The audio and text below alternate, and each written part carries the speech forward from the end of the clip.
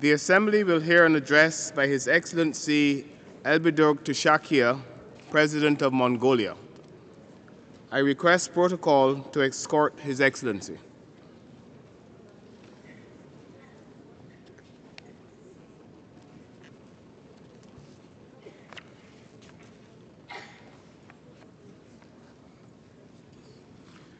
On behalf of the General Assembly, I have the honor to welcome to the United Nations His Excellency Elbegdorj Tsakhia, President of Mongolia, and to invite him to address the Assembly.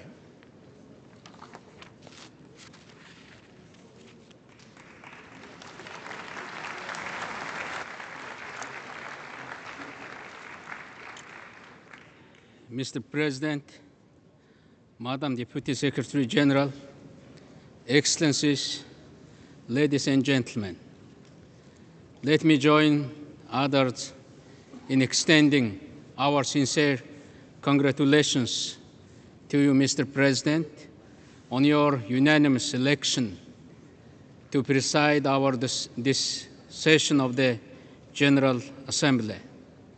I am confident that under your able stewardship, this session will mark an important milestone in meeting the formidable challenges of our times. And the challenges we face as human family are unprecedented indeed. No nation, no country is left immune to the ruthless clashes of the multitude of global crises: economy and finance, fuel and food, flu pandemic, and climate change. These and other global challenges require global solutions underpinned by the new multilateralism. Multilateralism that is effective, proactive, and commensurate to the existing demands. Never has the world needed an effective multilateralism as we do now. As the Secretary General has rightly put it, this is the ultimate multilateral moment. Mr. President, Mongolia highly commends the strong leadership of Secretary General Ban Ki-moon towards making the World Organization the new center of the new multilateralism. We also applaud his unwavering commitment to mobilize broad political support in addressing pressing challenges of today.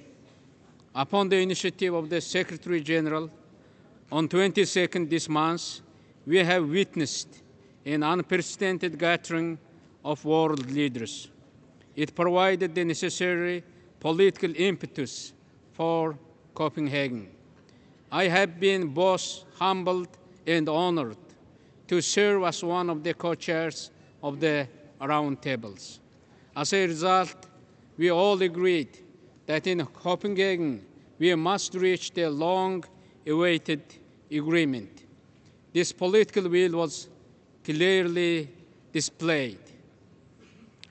The deal must be within our grasp. Climate change poses a truly existential threat to humanity. As a country ultimately affected by climate change, Mongolia deems it important to complement the global efforts with those at the regional and sub-regional levels. With that in mind, we proposed to have a Northeast Asia summit on climate change. A series of preparatory meetings were held over the last 2 years, including experts and youth meetings, along with senior officials and ministerial meetings last March, May, respectively.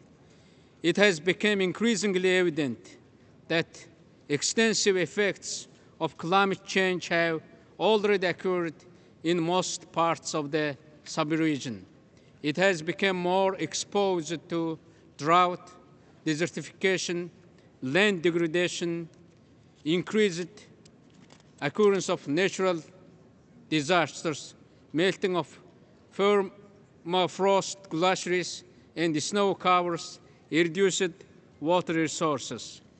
As a result, poverty, food shortage, and the spread of infectious disease would increasingly affect the sustainable development of the countries in the region.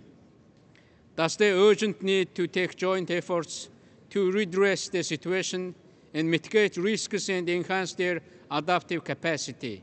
We remain hopeful that the countries in the region will continue their active engagement in the preparations on the run-up to the summit next year.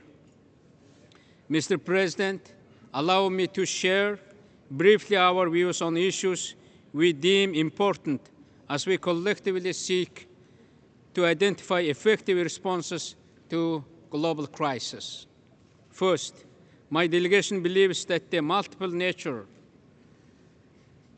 of the crisis has to be taken into account in order to find an adequate response at the global level.